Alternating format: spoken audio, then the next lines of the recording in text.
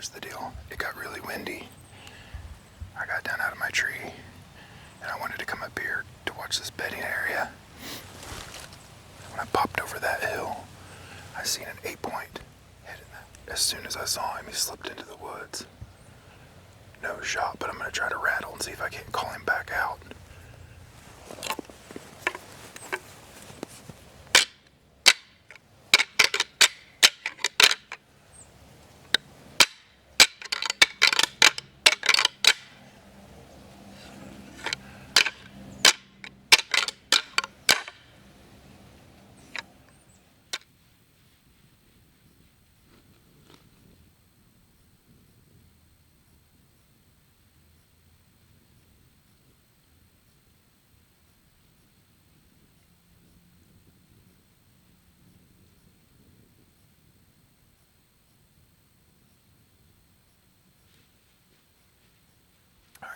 So here's the deal.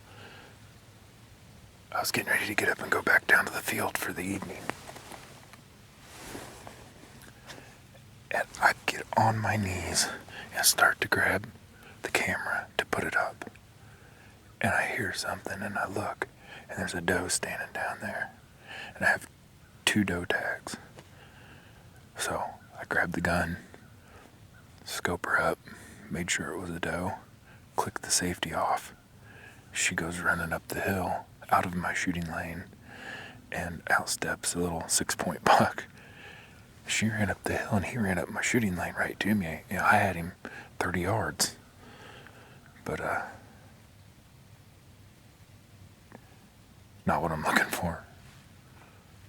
So now I'm torn. I don't know if I should go back down to my field, because I've seen 2 bucks and a hot doe, obviously. I don't know what to do. I may just sit here. If there's a hot doe in this ridge right here, I mean, I'd be stupid to walk away from that. I don't have a tripod. All I have is this tree arm. And I can't put it on a tree. That's my camera bag. So I've been resting the camera on this. There she is.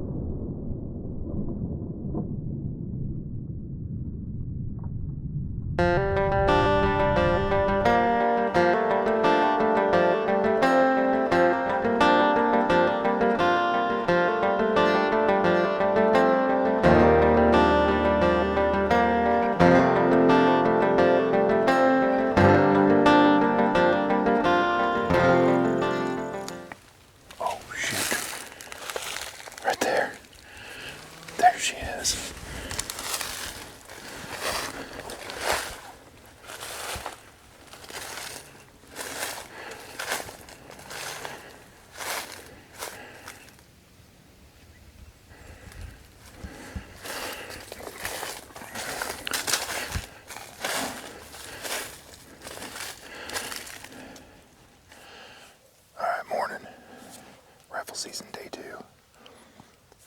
Cole didn't see a deer yesterday. The goal is, I'm watching this way, Cole's watching that way. We hope that a buck will cruise this trail like he did yesterday, and Cole will get a shot. I brought my rifle, but my main intention is just to film him. But I brought the rifle just in case, because you never know what might happen. So, if we can get a buck to be in here like yesterday, Cole's gonna tag out.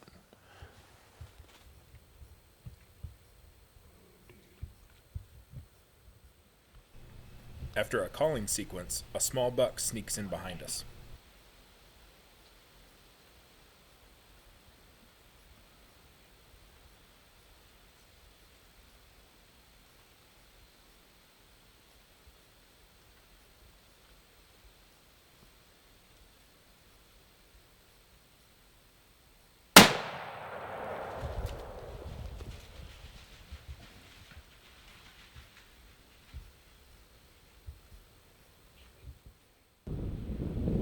So what happened there on the hill?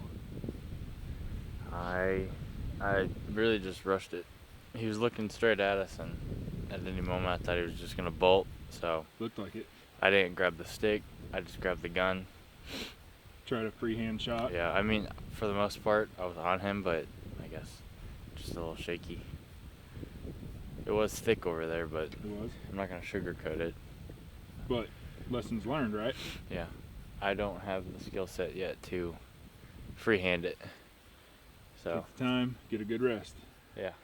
Hey guys, Justin and Matt here, Ozark Mountain Outdoor Adventures. And apparently we're hiking today. I didn't know Missouri had a mountain, but... Well, hey Matt, where'd you park the truck? Go ahead and point at it. Where'd you park the truck? I think it's somewhere way over there. It's down there. It's insane, but we're in here. The plan is to get up on this ridge, try to find a flat or a saddle, look for acorns, look for sign, do a bunch of calling. We're gonna run and gun all day. Call and move, call and move, call and move. Just kind of as we're seeing here, there's kind of a good trail right through here to kind of the point, and it kind of tapers off both sides. So I think we're kind of right in the middle of a highway right here, and we're soon to find out. We walked up on a doe being chased by a buck.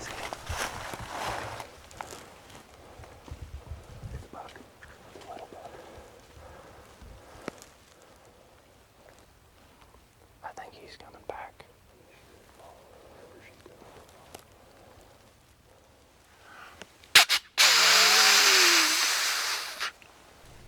We decide to sit down and do a calling sequence to try to bring the buck closer to us, but he never came.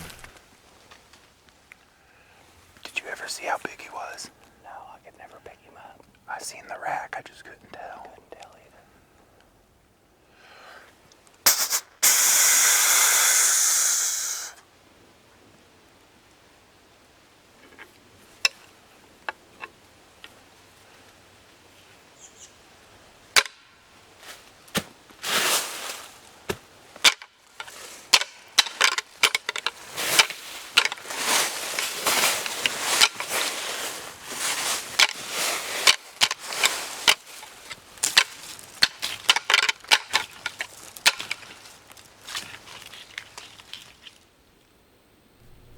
We spot this bedded doe next to a tree. We assumed it was the doe from earlier being chased by the buck. So the plan was Justin was going to take a shot, hopefully which would make the buck stand up. We would switch the camera and the gun, and then I would get a shot at the buck. But unfortunately, it turned out to be a button buck, not the doe we thought it was.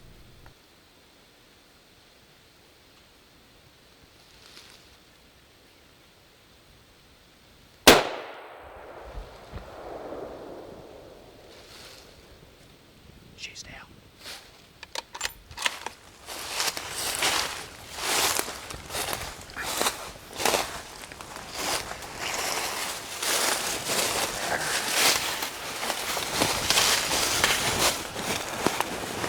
Is that a baby?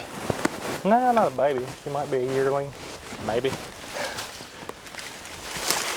see.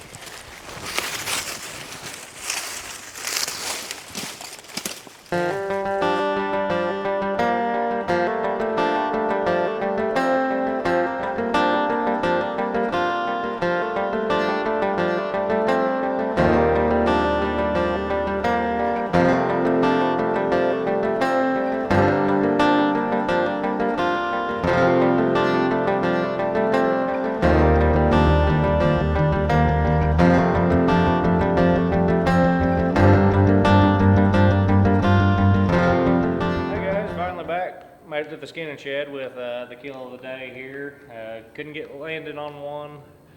While I was behind the camera while Matt was hunting, we stomped some ground and everything. Seen some real good deer sign throughout the day and heard one at last light. Just couldn't get on them. Just some new ground that we was trying out and everything, and you know, sometimes that happens. So this is what we got for the day. It was a real good day to hunt. Got off in some country that I guarantee not a lot of people have ever seen, and it was a pretty good day. Fact. We got in there. All right, back to work tomorrow for you, huh? Yes, sir. Tagged out. Tagged out and back to work. All righty, folks. Thanks for tuning in. Day 4 was very windy and about 80 degrees, so I did some chores around the house and went out for an evening sit with my brother-in-law. We didn't see a single deer until I pulled back into the driveway and saw this in the backyard.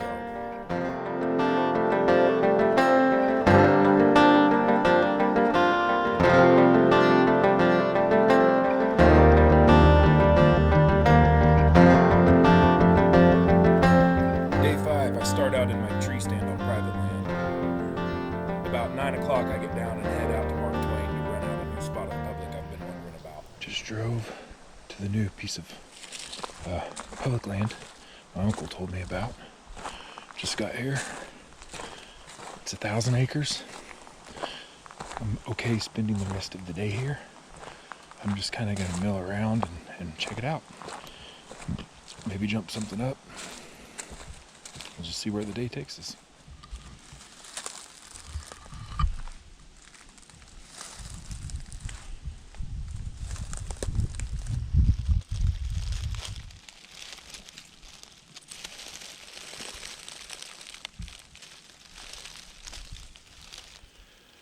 Okay, I'm settled in.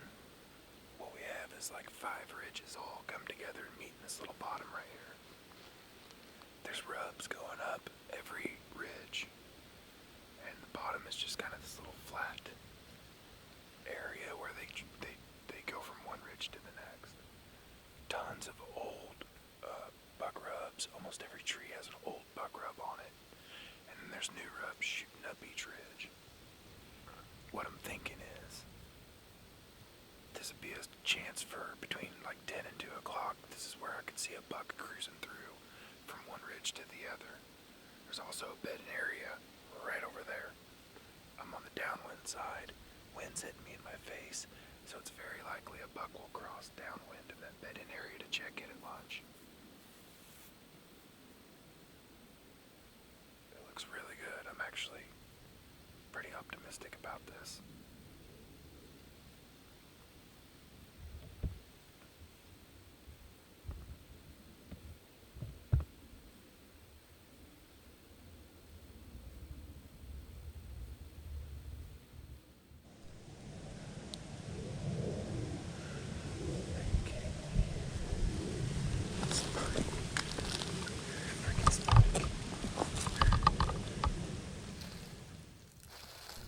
The morning of day 6 finds me back in the spot I was in yesterday on Mark Twain.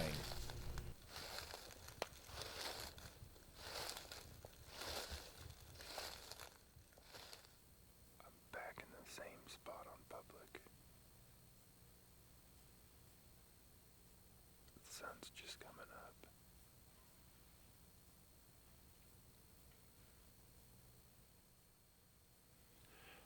I'm ready to be done hunting. I just sat down. Gonna eat a lunch of champions here. I've eaten the same thing every day. It's the second Saturday morning. What the heck was that? That was a woodpecker. Sound like Chewbacca. Pretty much the plan is if it's brown, it's down between one of the two of us.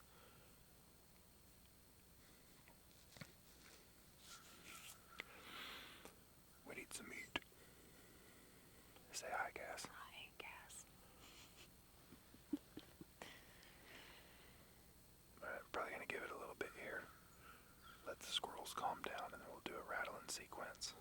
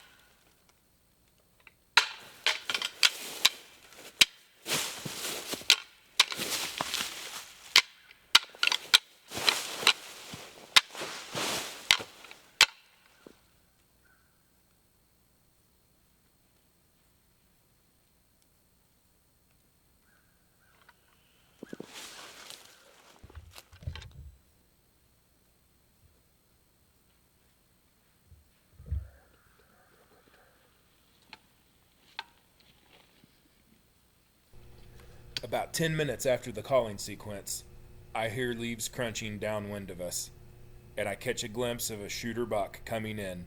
About the time I see him, he smells us, and he heads up the ridge.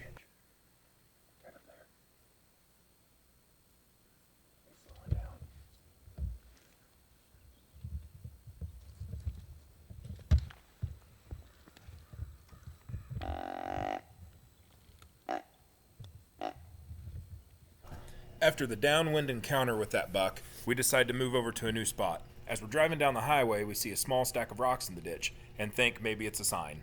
We pull off.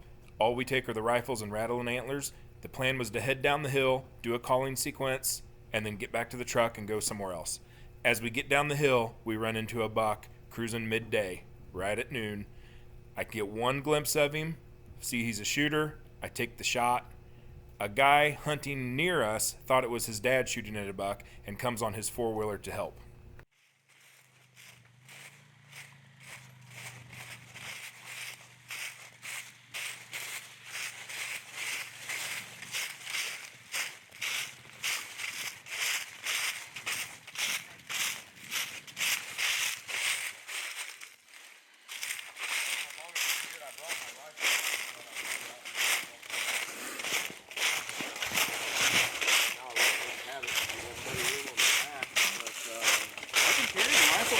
If you want to do that, it's probably the easiest thing. If we put them on the back, I think it'd be a lot easier on your deer and shit. That's fine. I don't even have it. Over there. I haven't seen nothing over here really this year. I bow hunted over here last Friday. I've been killing them over here ever since. I swooped in and killed one of your deer.